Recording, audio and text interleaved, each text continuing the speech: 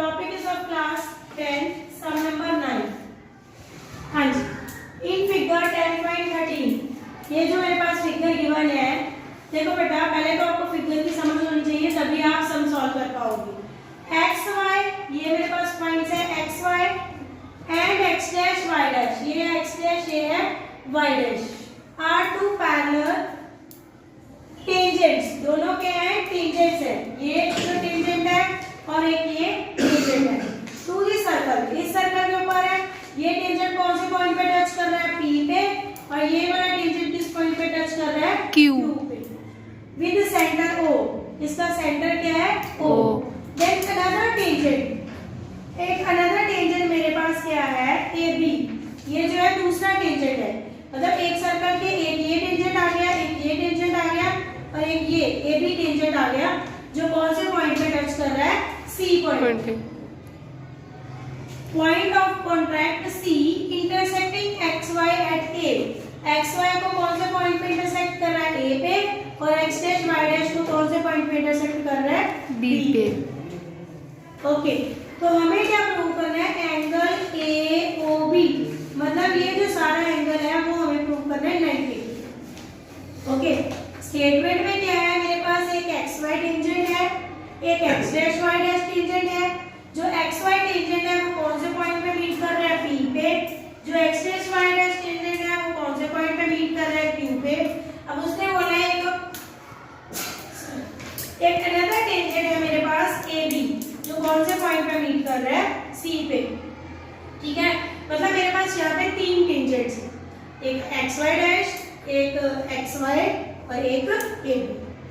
Okay, अब सबसे पहले जब भी हमें पता है ज्योमेट्री के सम्स करते हैं तो सबसे पहले क्या लिखना होता है हमने गिवन। गिवन में मेरे पास क्या है, गिवन में हम लिखेंगे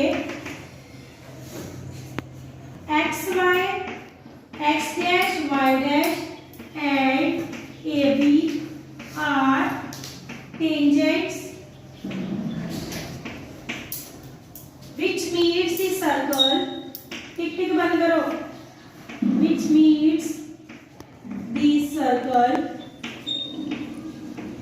at point XY कौन से पॉइंट पे मीट कर रहा है P पे, X डैश Y डैश कौन से पॉइंट पे मीट कर रहा है Q पे, AB कौन से पे मीट कर रहा है एंड C रिस्पेक्टिवली।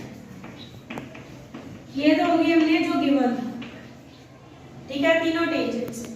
आगे टू प्रूव क्या करना है हमने, टू प्रूव करना है angle AOB is equal to 90। ठीक है, ये आ गया गिवन टू प्रूव। कोई भी ज्योमेट्री का सम शुरू करना है सबसे पहले given then after to prove.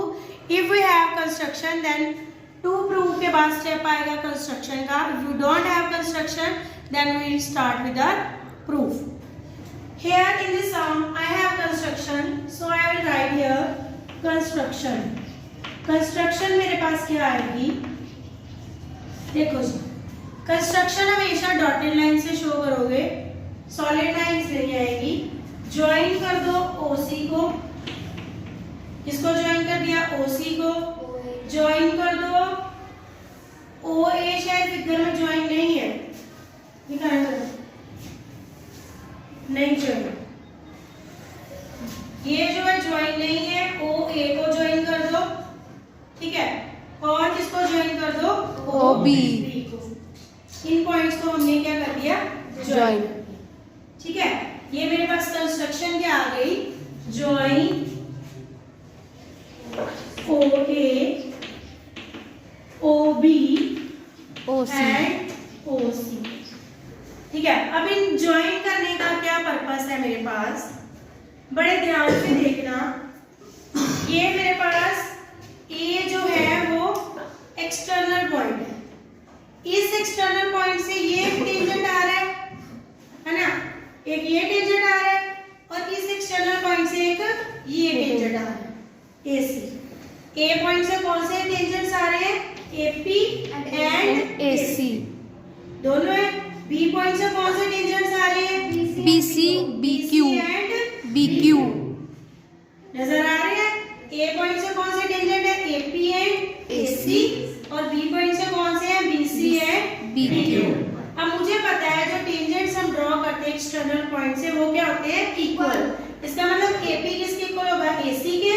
और BC किसके ऊपर होगा, PQ। ओके, फिर ये जो है OA ऑलरेडी ज्वाइन है, कई बुक्स में ज्वाइन नहीं है, जहाँ पे नहीं ज्वाइन है हमें कंस्ट्रक्शन में लिखना पड़ेगा, जहाँ पे ज्वाइन है तो देन डू। अब देखो बेटा, यहाँ पे मेरे पास दो ट्राइंगल, आप ध्यान से देखना, दो ट्राइंगल्स बन रही है POA, ट्राइंगल बन रही है, दूसरी ट्राइंगल बनेगी AOC, ये दोनों ट्राइंगल है, मैं अलग से बना लेती हूँ सिर्फ आपकी सिंपलिसिटी के लिए। POA, एक ये ट्राइंगल आ गई, दूसरी है AOC, टिक बंद कर दो, AOC।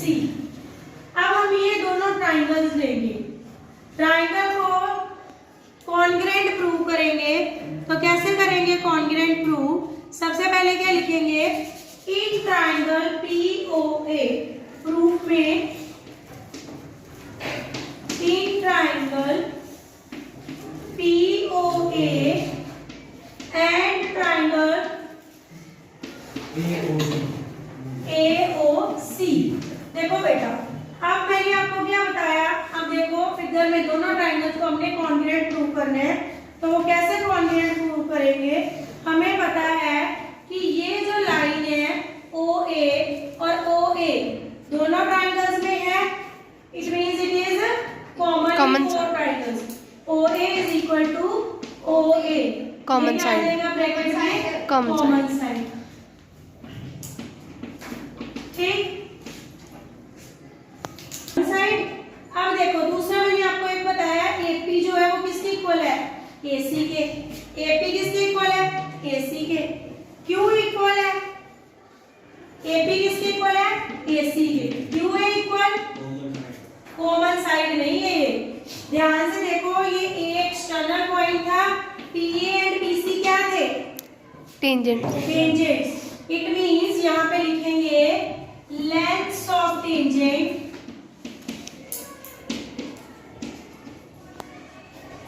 drawn from external point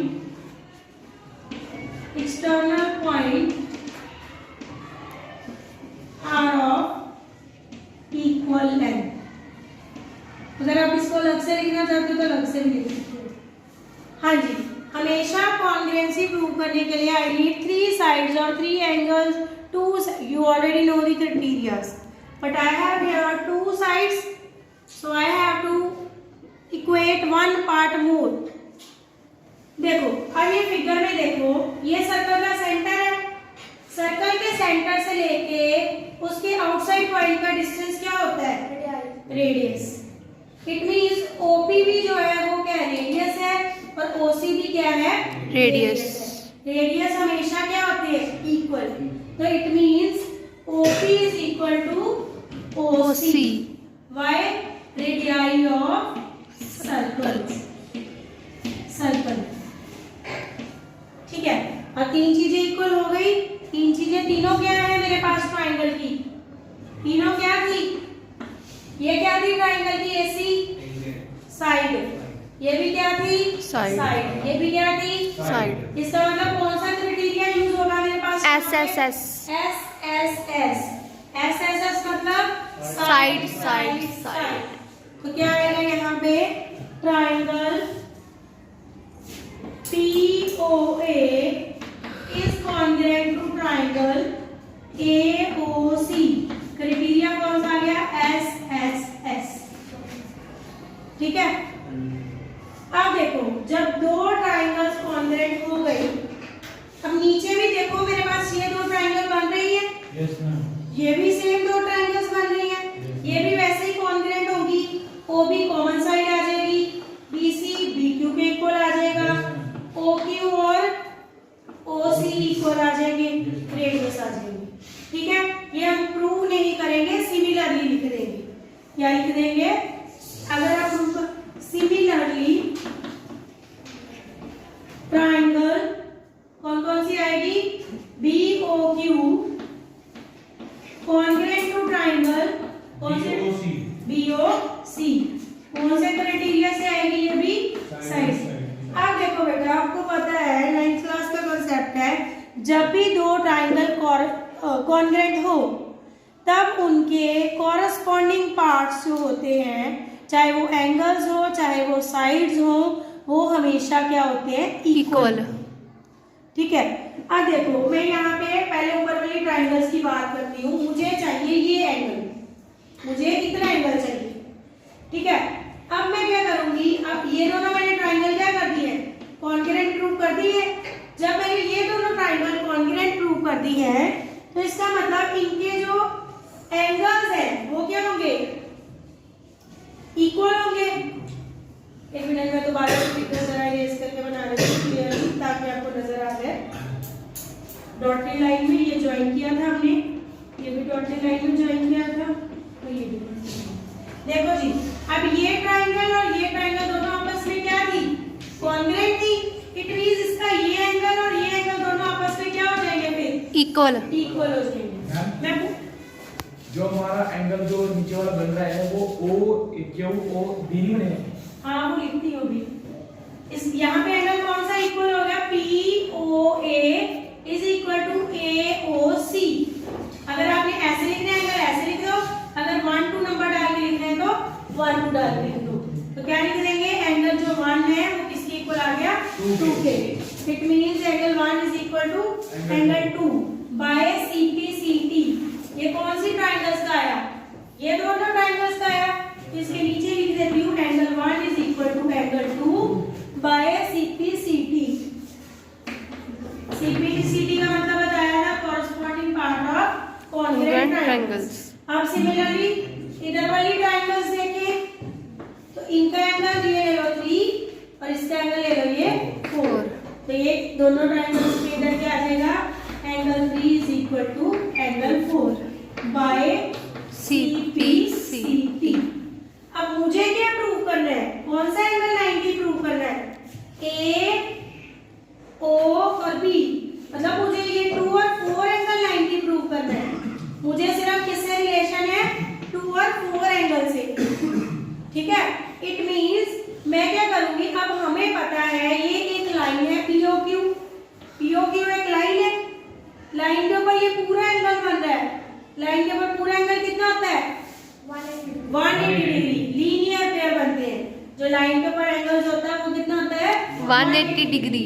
तो क्या लिखेंगे angle 1 plus angle 2 plus angle 3 plus angle 4 is equal to 180 degree on line POA। Angle 1 plus angle 2 plus angle 3 plus angle 4 is equal to 180 degree. क्या bracket में लिखेंगे linear pair. Linear pair में चाहे 10 angle आ जाए सम हमेशा 180 ही रहेगा। अब मुझे कौन कौन से एंगल चाहिए 2 और 4। कौन से एंगल चाहिए 2 और क्योंकि मेरी AOB 90 प्रूव करना है तो इसके लिए मुझे एंगल कौन सा चाहिए 2 और 4। इट मींस मुझे यहाँ से 2 और 4 तो एंगल चाहिए ही चाहिए, 1 और 3 नहीं चाहिए। नहीं है चाहिए 2 और 4 का सम भी कितना चाहिए 90। अब 2 4 कैसे बनेगा, जो 1 एंगल है वो किसके इक्वल है 2 एंगल के। 1 एंगल है जो किसके इक्वल है 2 के। तो 1 की जगह आई विल राइट 2। 1 की जगह मैंने क्या लिख दिया 2 प्लस एंगल 2।